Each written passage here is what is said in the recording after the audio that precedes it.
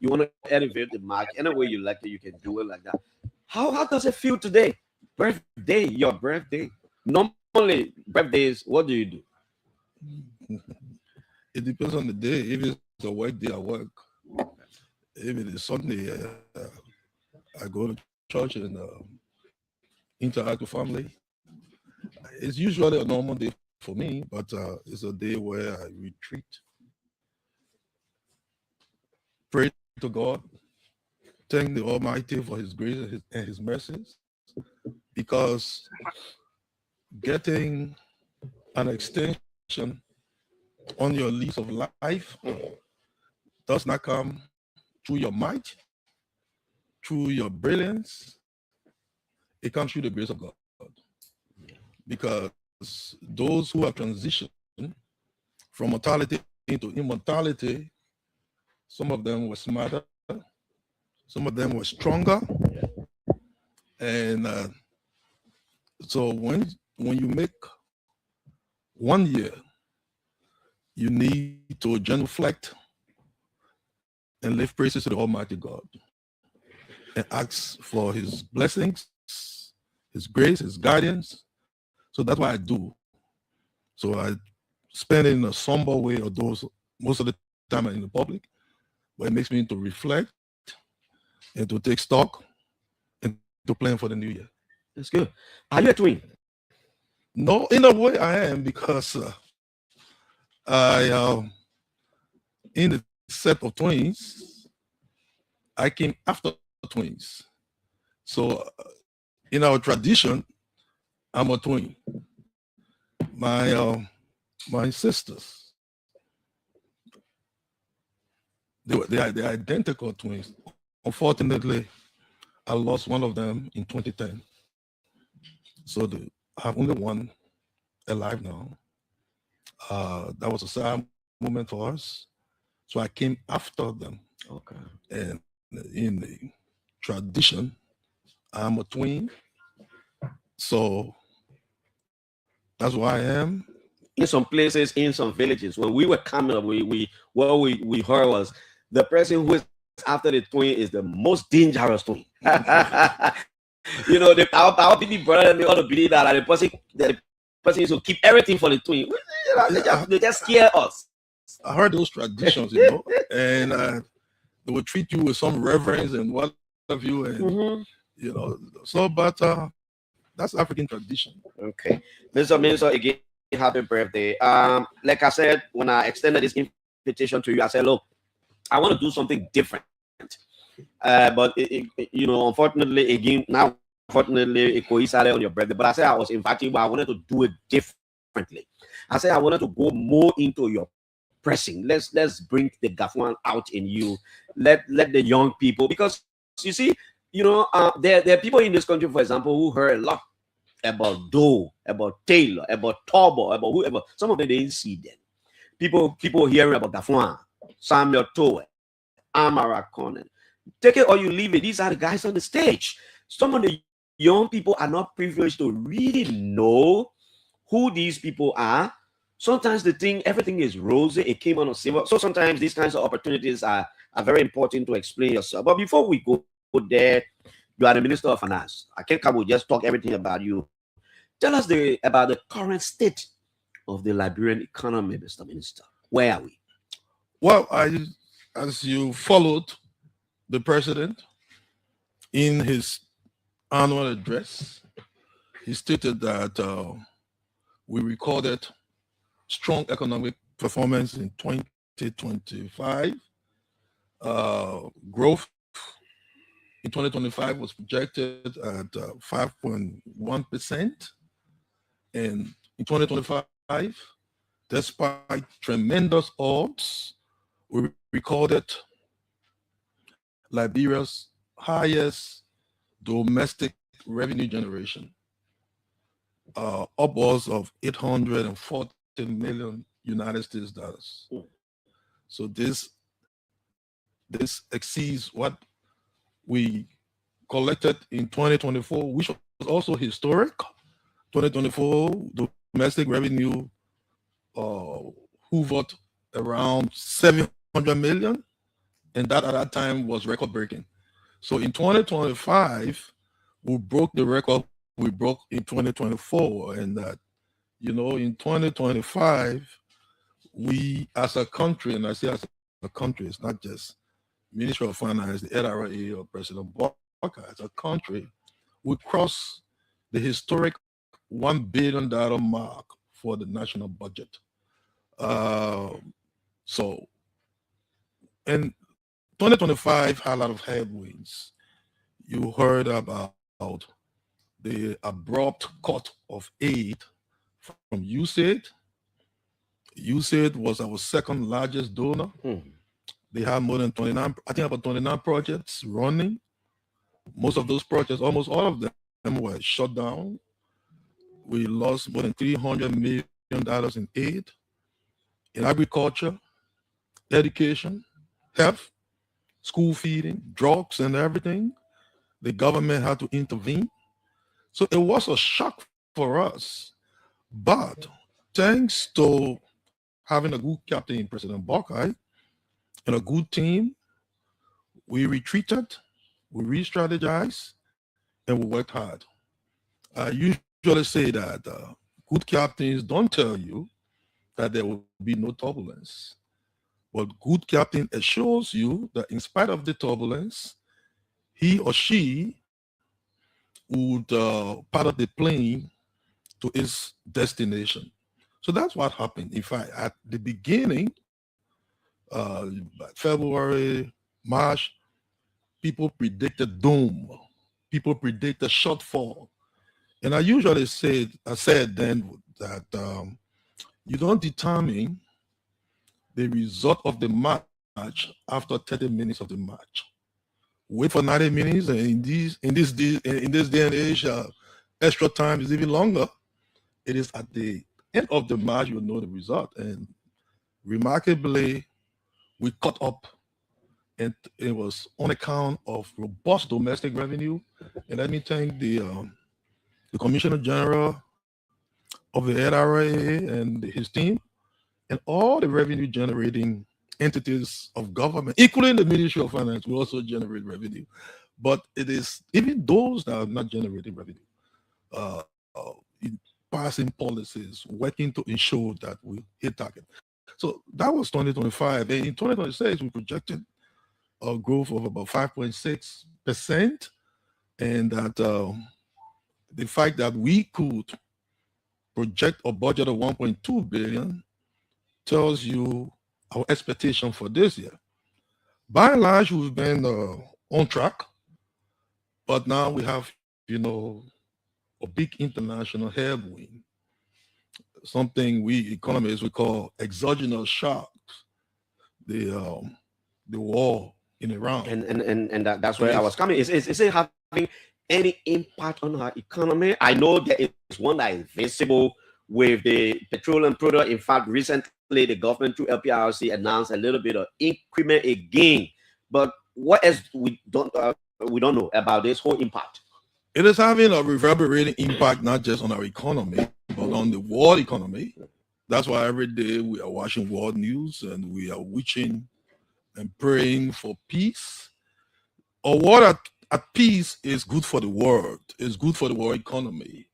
So, what is happening in the Strait of Hormuz? What has happened to oil prices?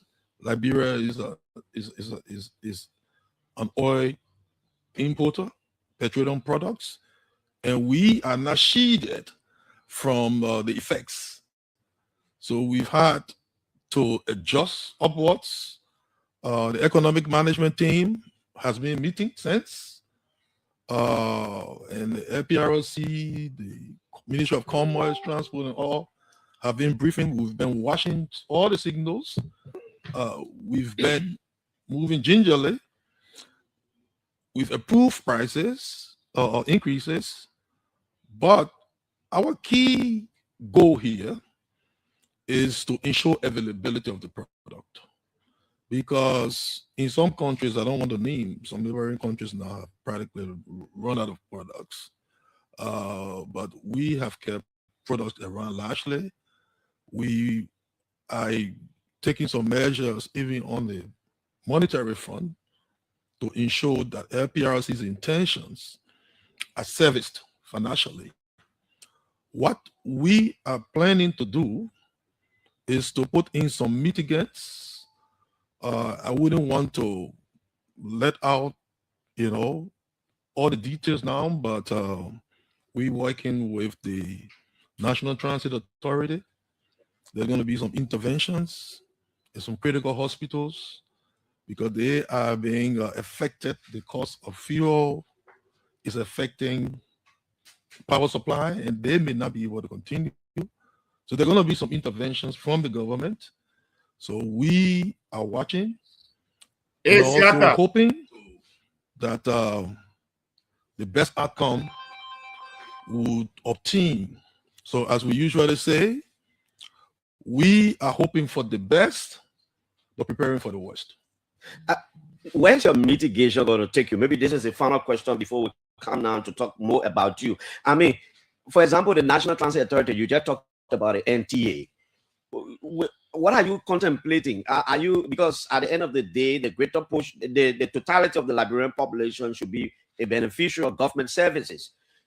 People are now getting afraid that the NTA may likely increase the price of the different transport services from Buchanan to da. I don't know what you people are thinking about. I'm saying NTA because they have a lot of bosses. Okay. You want me to let this out of the bag, but I'll give you this privilege. Okay. It's the journalist's privilege, the ability to take from someone something he or she wants to reserve. So you need to give me my birthday gift. I will give you this. Okay, yes, we're working on, we've done the analytics. We may conclude today. Our goal is to ensure that the National Transit Authority does not increase prices. Okay. And we intend to keep it stable. The economists and the Ministry of Finance and the team, we are working on a lot of things. And as soon as we are finalized with all the numbers, we will put them in effect and we'll announce them. Okay, that's good, Minister Augustine. I will ask you something else, but it's about your name, but it will be later on. I'm keeping some things on my chest. Now, today is your birthday. Again, happy birthday. Thank you, Clarence. I'm going to sit for maybe 4 or 5 minutes. Tell us about you. Tell us a little bit about you. Where were you born? And about your early childhood. Where did you grow up? Who are your friends from down there? And then we can move on. Thank you, Clarence. I was born right here in Monrovia, right on the bypass. I don't know what I think it's in the Bassa community or something. The old maternity hospital. In fact, many persons in the 70s and 80s would tell you that they're where they were born. That was the government's maternity center. I was born in that facility. So I joke with some of my colleagues, some of my Bassa colleagues, I tell them, I say, I'm a Bassa man in a way because God landed me in Bassa territory, all the other things. So then, my family was in a Logan Town. It's a place called Bandy Town. That's where I grew up. I started school at a school called A.B. Talbot, elementary school. I started my kindergarten education. My mother is called Manan Gafuan. My late father was Dennis Gaima Gafuan.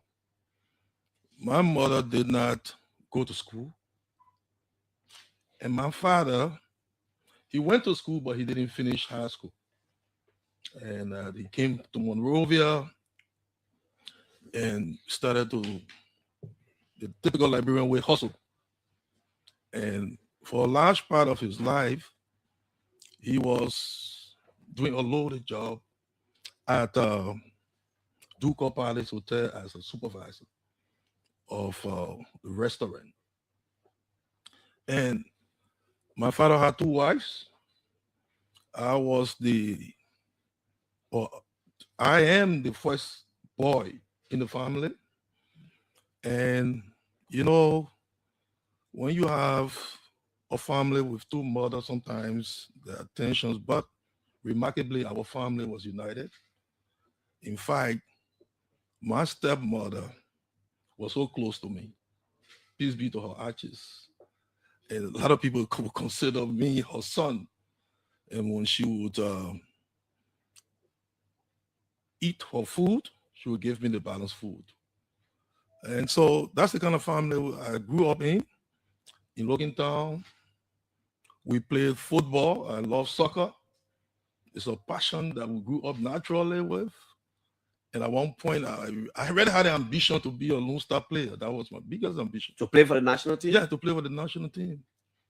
Yeah, I almost got it. But I had You to. say you almost wow. Where you play? Yeah. What team you are playing for? I mean, say you almost got it. No, I was on the path. I can tell you this. Okay. So my teammates made the national team. Really? Yeah. You know, you guys heard about Jonas Sawie? Mhm. Jonas Sawie played when we all played for a team called Young Eagle. That's the time we have moved to Ghana's. I played number 10. He would play number 11. We alternate. So both of us are left footers. Fofi Kamara. You have a Fofi I Kamara? did hear. Fofi was our defender, number 3. He played the central defense and all for Lone Star. So those are two of my teammates that made the national team. And I was considered by them, one of the best players. In fact, because of soccer, I almost did not go to BWI because we had just qualified for 3rd division and the tournament was on 2-star field and my team depended on me, and going to BWI would have impacted on that. But I had to leave. My parents wanted me to leave. So I played soccer, think about Bon Mines Feed. Those from Logan Town will know that. Gawula Feed, D12 Feed. All the feeds around there, I played. And when we went to Ghana's Chocolate City Feed, Louis Community Feed, 2-star Feed, Okay. Vikings Feed. So what I was saying earlier is that I grew up in Logan Town, went to school, but at the age of I think I was 5 or 6, my grandfather died. My father carried us to Lofa, Mhm. and I was left. When they were coming back, I started K1 there. No, I started school here, continued K1 in my hometown called Fangonda in Lofa. In 1977, K2 in Vonjama, and then I came back to Bolahon and continued with the 1st grade. I think that was 1978. Then I returned to Monrovia. 1979, went back to A.B. Talbot. I was in A.B. Talbot up to the 6th grade. And in the 6th grade, I transitioned to Boswen Junior High School. I was in Boswen for 4 round years, 6th grade to 9th grade. And after Boswen, in 1985, I left Boswen. 1986, matriculated into the Booker Washington Institute. At the time, you had to spend 4 round years to get your diploma. BWI was both an academic and vocational institution. So you're not being set back 1 year to say, some people will say they'll put you in 9th grade. No, but the requirement will require 4 round years. So I graduated in 1989 from the Booker Washington Institute, BWI. And in 1990, we matriculated into the University of Liberia. Okay, we will come there. We'll talk a lot about you at this. Now, some of the questions I will ask you today might be a little bit too deeply personal, but I'm doing it to get some things out of you. Do you smoke? Do you drink? Have you drank before? Did you smoke before? Well, let me say this. It is quite interesting. My late elder sister, Mhm. Comfort, we used to call her old lady. She was part of a prayer band. And they used to meet on our push in Logan Town. And they decided to have a little Bible study group for children. And I was one of those. And the Bible study teacher was a guy that we believe a whole lot. And look, Clarence, I cannot remember when last I read the Bible to that extent. Age of 11, 12. Technically, I became very religious. And all the stories. And one of the things this Bible study teacher told us, and I believed as a young man, was that Christians don't drink, Christians don't smoke. And I believe it literally. And I committed at the age of 12 that I would not drink and I would not smoke because Christians don't do that. Although later on in life, I found out that the Bible study teacher went to the extreme. But if it was a Went to the lie, extreme. yeah, because I started to see, and I was shocked. They get something called cognitive dissonance. Some things you believe in, and you see the reality. I started to see some pastors, some preachers drinking, and each time I would see, I would say, no, why can this happen? Christians don't drink. But I did not reverse on my commitment. So I made a commitment at the age of 12 that I would not drink, I would not smoke. My father used to drink. Sometimes he would send us to buy liquor. My father used to smoke. I remember the cigarette he used to smoke, Benson Hedges special. But I would just say that, you know what? He came from Lofa, and it would be difficult to change him. But I would not drink, I would not smoke. No, you see, when you're coming up, your past send you to buy liquor. Sometimes they can send you to carry the end the battle. Yeah. Prior to the commitment, you know what? I'm asking because Okay, all of us came up. Let me give I you know this. sometimes you carry the end the battle, but something can happen. Tell Let me give you this story. Quite interesting. Mm. When I went to Lofa, I told you I spent 3 years in my formative age. Yeah. My late cousin, we used to call him Gaima. He passed away. He was very close to me, but very strong guy. He talked to me. And so what he would do, he would go and buy king juice. And then me, him, and others would sleep in the same place. He would wait for the others to sleep, then he would wake me up with a small king juice bottle.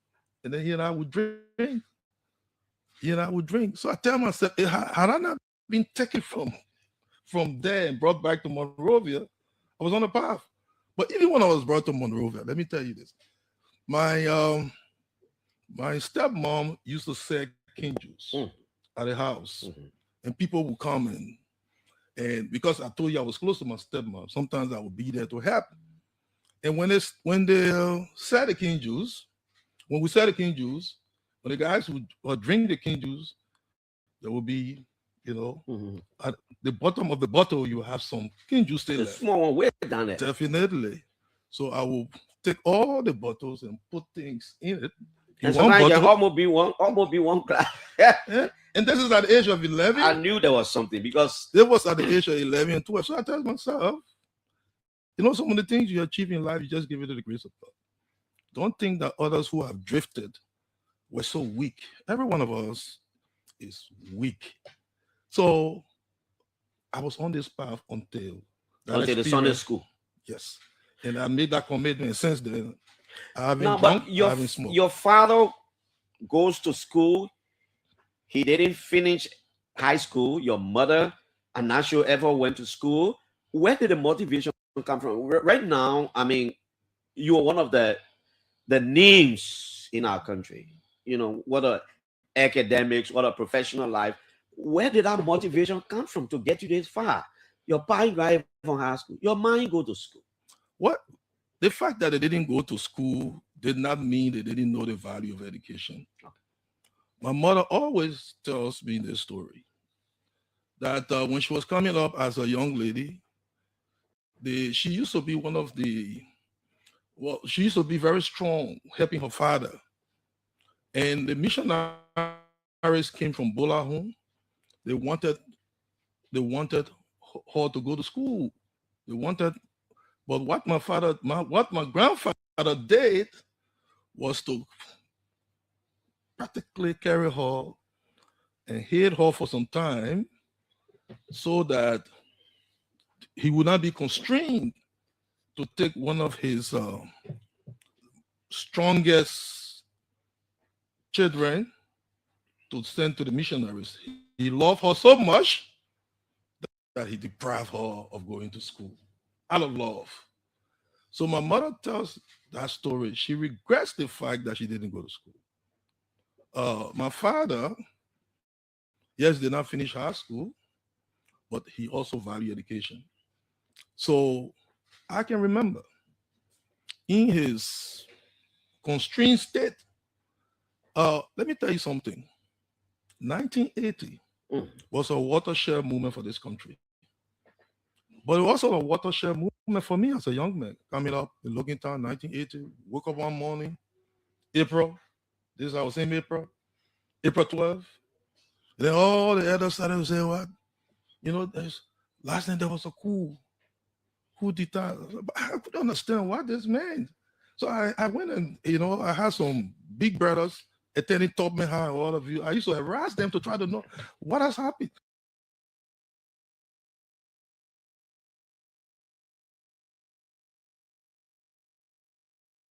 One minute, guys. I don't know what maybe there's still some technical problem. Let me check it up and see what is happening.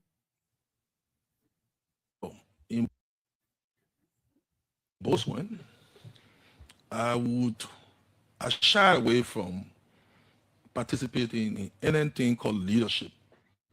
There were opportunities to make me prefer this and that. I would turn it down because I dreaded the opportunity or the sight of standing in front of a crowd to talk. And also, although I was the top of my class in Botswana, and I wouldn't even want to answer any question. Why? Because it will bring a spotlight to me. So sometimes I would know the question, I would not put my hands up because I wouldn't want that attention. I was always running away from attention. Shy. Yes, very introverted. I'm still, although being in the public space, I usually say that you wear a mask. It shields you. The real person is something else from what the people see. But those that come closer will always see you for what you are. So when I went to BWI, okay, one of the things I also dreaded, but I had no control over it. When you take a test and when you score the highest, some teachers have a way of overly dramatizing it and praising you and calling you up. So it was one thing that made me very uncomfortable. So you didn't like it? I didn't like it because it would bring me up to be seen. And I really didn't like to be seen. I wanted to be in the back. So I went to BWI. I also had that back mentality. Freshman year, because 4 years, we supported folks. We had the leaders of our class. Sophomore year, the leaders of our class. In our junior year, because the seniors will come after 3 months. So the juniors will be there because the seniors will be on internship. Because BWI, to graduate during those years, you must have gone through 6 months of internship. For me, I began my professional career at FPRC between 1988 and 1989. 6 months in the account session. Okay, but so while there, my colleagues in the junior year, when it came to getting an interim student leader who would hold over, I tried to escape it, but all of them were unanimous that no, this time around, it must be this guy. And I dreaded what they were doing to me, but they pushed me in it. And so that's how I got into leadership. I was pushed. So we started to grow in it. But 1988, there were issues on campus and the conditions of service. The students were complaining about a lot of things. And so we decided as a student leadership, after some time, the seniors came and I was elected vice president of the student council government. We decided to call a boycott of classes and to request, and we requested that the Ministry of Education others should come and review what was happening, because we had sent letters here and there contemplating a peaceful boycott. Unfortunately, in the morning, 2 truckloads of soldiers were deployed on the campus. It was a Dole regime. Yeah. Okay. From a place, a military barracks called Kato High. And they came and things went out of hand, and they, at a point, they started to shoot. They shot a fellow who had jeans, trousers, and t-shirts, because BWI would use jeans, trousers, and t-shirts, and killed the person. And we, the leaders, who were hiding somewhere in Kakata, there's a place called Matiala, 14 Road. Those from Kakata will know that place. We were holed up in a room. It was me, the president of the council, and 3 other folks. A few of our colleagues knew where we were hiding. And luckily, we found a means, we escaped and came to Monrovia, although we were declared wanted later. Our pictures were up, but we have escaped to come to Monrovia. We were on the ground for some days. One point behind Ashmont Street, where you have service. The man disclosing it now. Interesting. Yeah. Yeah. When we came straight that day, we didn't come. We hid somewhere, wood camp terrain, and then I think at one point Smart Road, until we mobilized the student community, the OSU, the LINSU, the Council of Churches. It became a national issue. In fact, 5 of our colleagues were shot, as I said. And had we not had Bon Mines Hospital, they would have died. The 40 innocent students were arrested and put in jail. So now, no cell phones, my parents, my family members, they have concern. And everyone, they came to Kakata looking for me.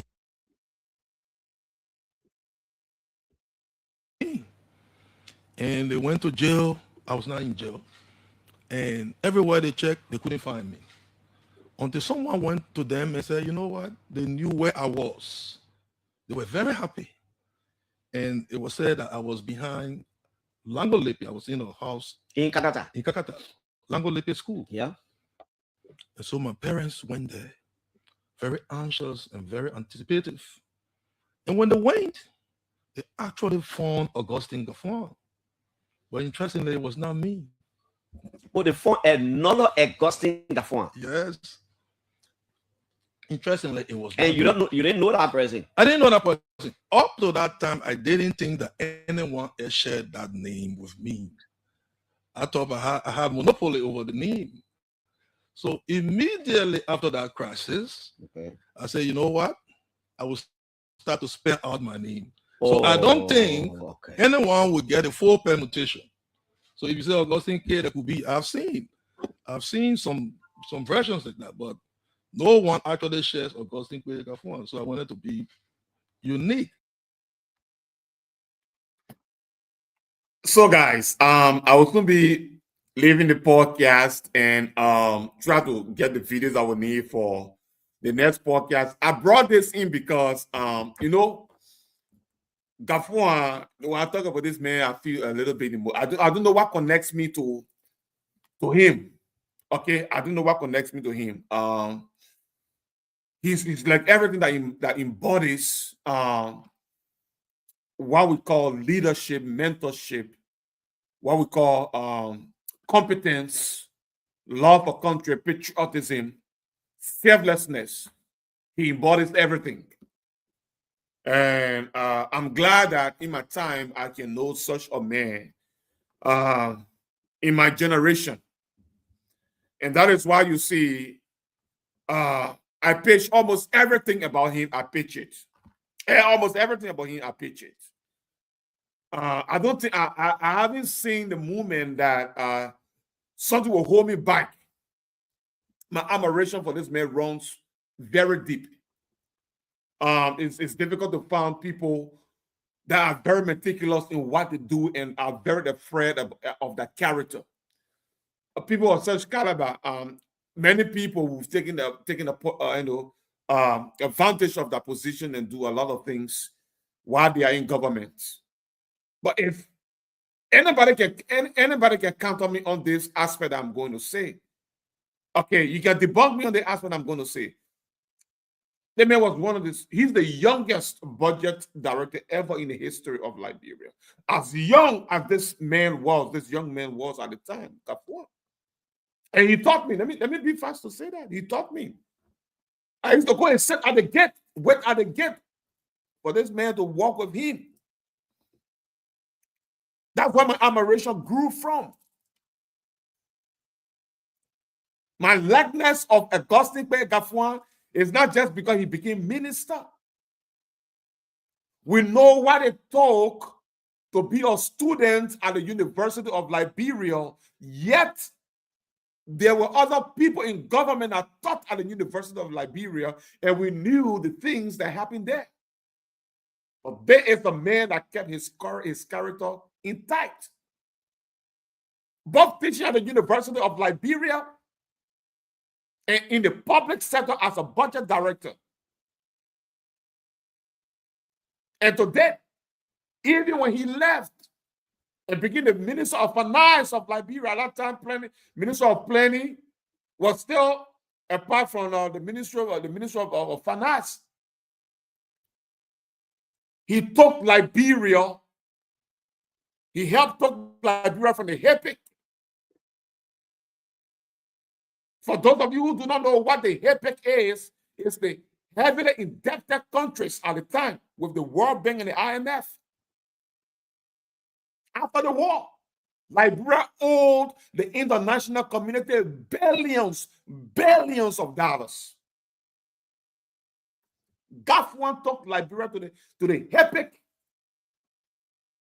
completion.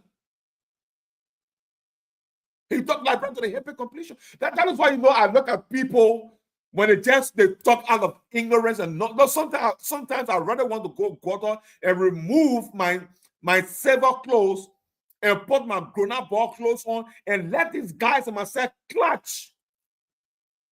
That be the battle of the titans of grown-up boys. That we will talk. I will remove my silver clothes, and y'all know what grown-up boys are. Some of you so damn stupid, you don't know people's character. You're just parade with people's characters. Gafwan is now such a figure that people can this man not just an ordinary figure. Where this man grew up from. Do you know how many people that came that grew up from an impoverished background and have depleted the coffers of our country?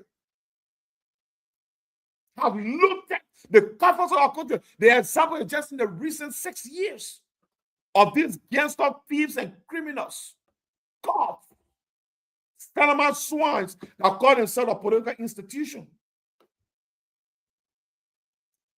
Oh man, tell me one person in the history of Liberia in contemporary time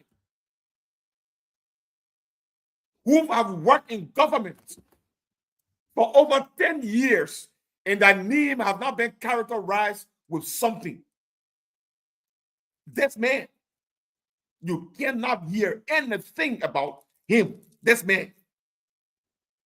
From the budget to finance to foreign affairs. Even in the international community, becoming the regional director of the IMF, he is in Africa, situated in Uganda. Nothing.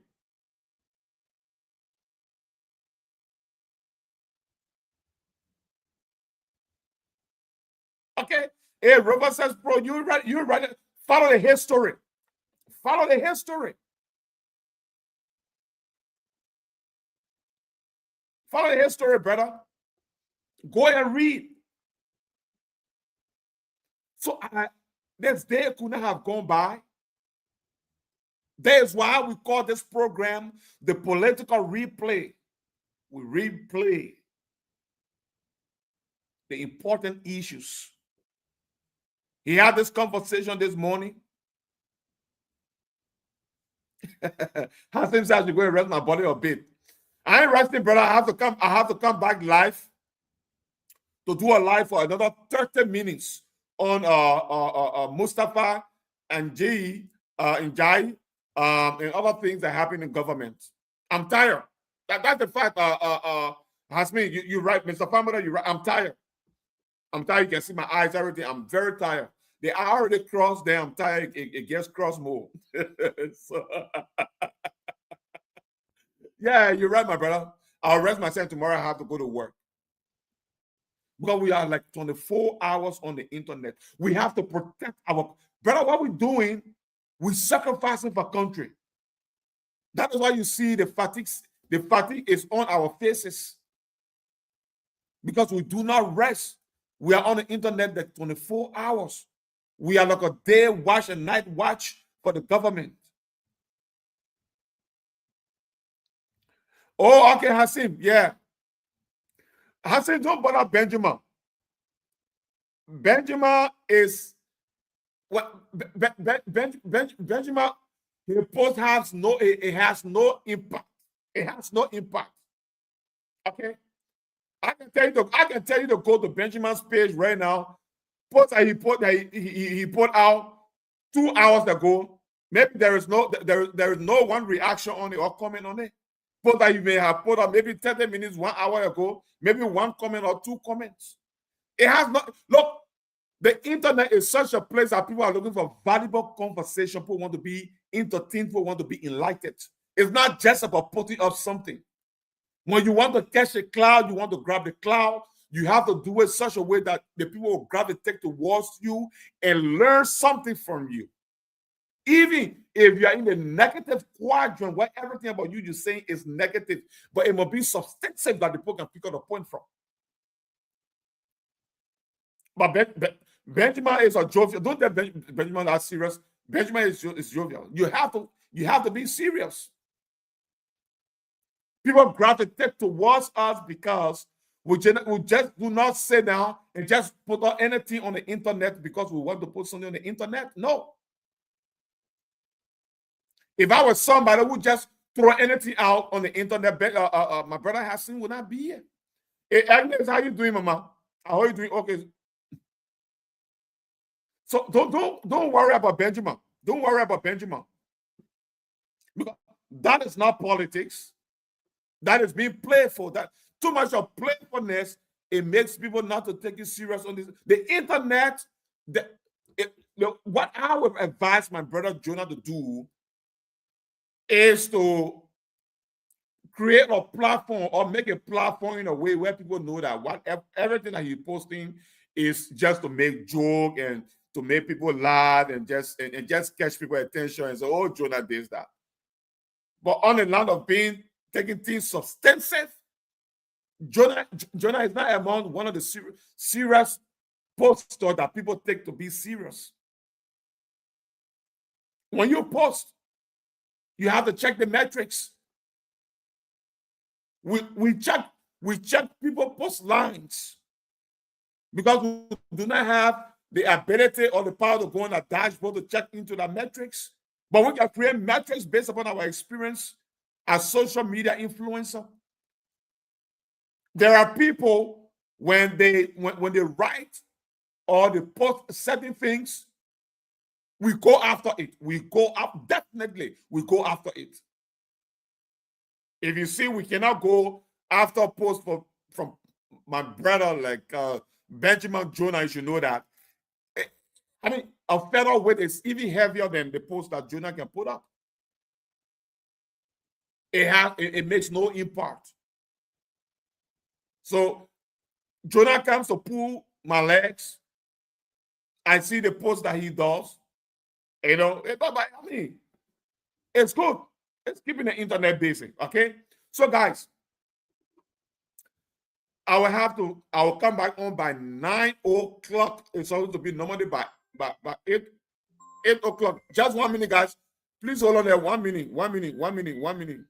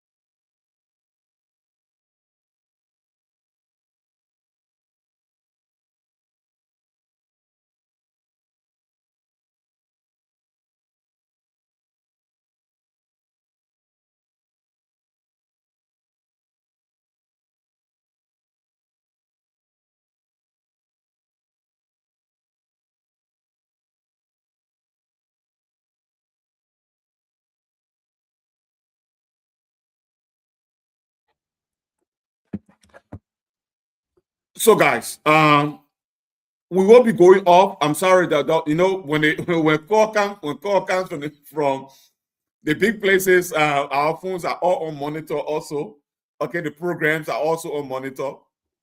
So the calls come in, we have to get the calls right away. So, yeah, because I see the numbers already dropped because I already said before I took the call that we were going off to be able to come back by 9 o'clock. That would be in like 32 minutes. Okay. Then we will talk for like 1 hour, and then we will go off to be able to relay the class reload. Look, guys, I don't sleep. Okay. We've been live like two or three times today. I think this will be the third or the fourth live. Okay.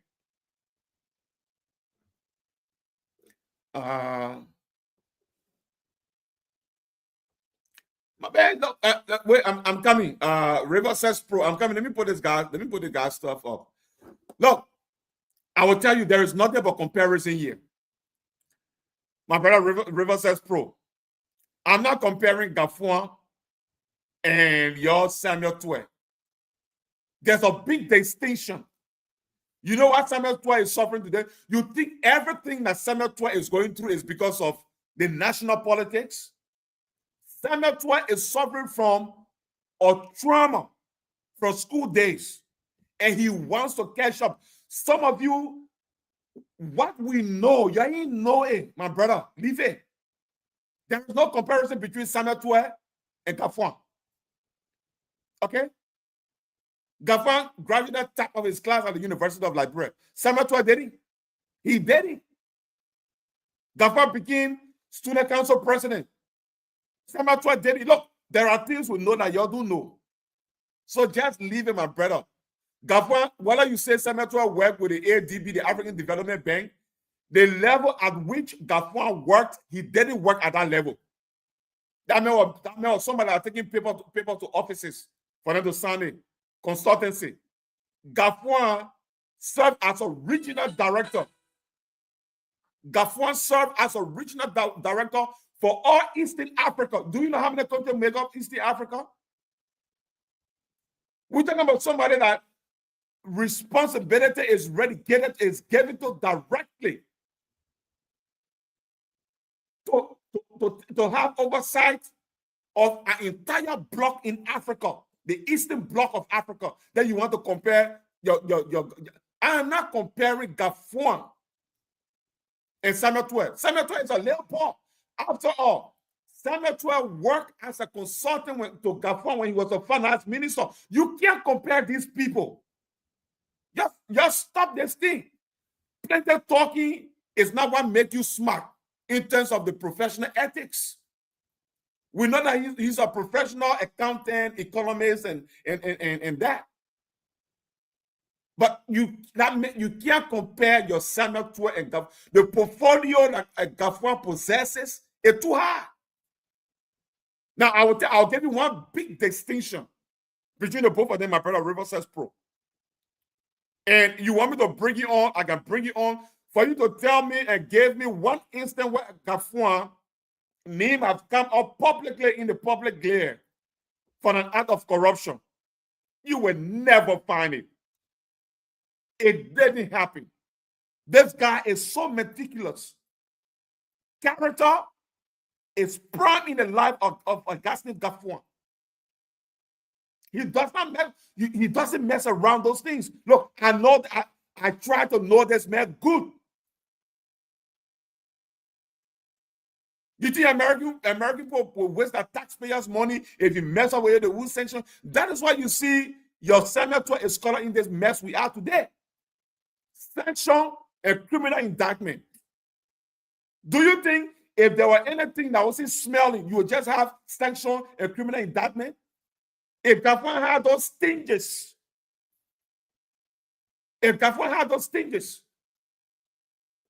he would have been in a position that Samuel Toy. So you stop the joke, man, brother. You remove the partisan camp. I'm not saying you're a partisan this, but maybe you like him. It's good, brother. But there are certain places you don't compare people because it is not comparable. No. The metrics don't add up. Character-wise, they don't add up. It don't add up, my brother. It doesn't. So let's leave that, my brother. Yeah, stop that joke, man. Yeah, stop it. So, guys, let me leave y'all and go and cut these videos and come back within few minutes, so we can talk 30 minutes. Because we were almost 100, but I said I was going off just before I received the call, and people dropped because they know that I'm going to go off. So it's my third time coming. It's my third time coming on today, or fourth time coming on today. The other ones I've been relaying, but I decided to come on this one here, this one live while I do the relay because this somebody I hold deeply, I admire deeply, based upon. He's a mentor. He's a leader. Professional ethics, characterized. He's a man that anybody I would like to see my nephews and nieces be like somebody who call Augustine Pay Gafwan tomorrow. So guys, share the podcast. I will catch you in the next edition of the Political Replay in few minutes. But I'm tired. If I don't come on, then it means I didn't come. I'll just read it, the class. I'll just relay the class reloader because guys, I'm really tired. We are on the internet and monitoring these things 24 hours, making sure that there's a video, even some of the cut on Akara's grade to do some rebuttal statement on it. But maybe we may do that tomorrow. Okay. So I will catch you guys. Thanks for watching. Make sure you share this podcast. Okay. Bye-bye from my end.